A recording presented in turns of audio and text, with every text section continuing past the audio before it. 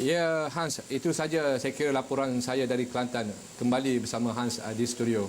Baik, Fandi, saya ada beberapa soalan untuk Fandi, terutamanya melihat kepada pasca banjir. Fandi berada di Kelantan, turun Padang, melihat bagaimana keadaan penduduk untuk memulihkan semula keadaan, terutamanya selepas pasca banjir. Bagaimana daripada segi pemerhatian Fandi melihat kepada proses pembinaan semula rumah-rumah penduduk dan bagaimana mereka ini menyesuaikan diri selepas banjir besar yang berlaku pada tahun lalu? Ya, Hans.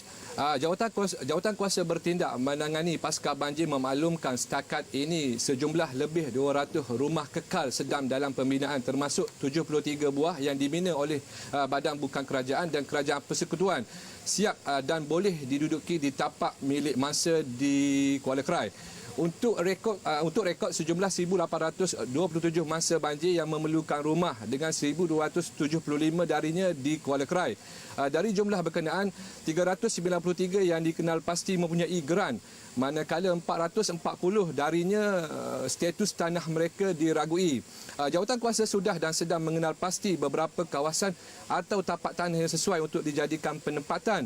Namun beberapa perkara lain termasuk status tanah, halangan kerana tanah tersebut sudah diteroka secara haram perlu diselesaikan terlebih dahulu sebelum rumah kekal dapat dibina. Dan janji jawatan kuasa kerajaan negeri dan kerajaan persekutuan, rumah kekal akan dapat dibina ataupun akan dapat disiapkan sebelum menjalannya Aidilfitri ataupun Ramadan ini, Hans. Dan berdasarkan kenyataan dari kerajaan negeri semalam, masa banjir yang akan ditempatkan di tapak baru dengan kediaman kekal tidak perlu membayar sebaran hasil tanah ataupun premium dan mereka boleh tinggal di situ untuk selama-lamanya, Hans. Saya kira itu saja perkembangan terkini yang dapat saya kongsikan bersama Hans di studio. Okey, Fandi, saya ada satu lagi soalan tambahan, Fandi, kerana saya ingin melihat bagaimana keadaan penduduk yang tinggal di penempatan sementara. Kerana sebelum ini Fandi pernah mengatakan bahawa keadaan penduduk berdepan kesukaran, terutamanya melibatkan masalah air, keadaan rumah yang panas. Bagaimana melihat kepada penyelesaian kepada masalah ini, Fandi?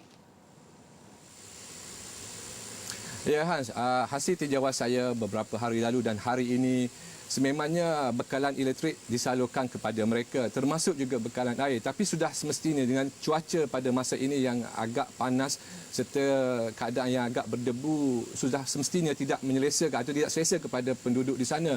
Dan mereka menagih untuk satu harapan supaya rumah kekal dapat disiapkan, kerana pada mereka soal anak-anak mereka, soal kehidupan kanak-kanak yang mungkin terjejas akibat tiada rumah yang kekal sebenarnya, Hans.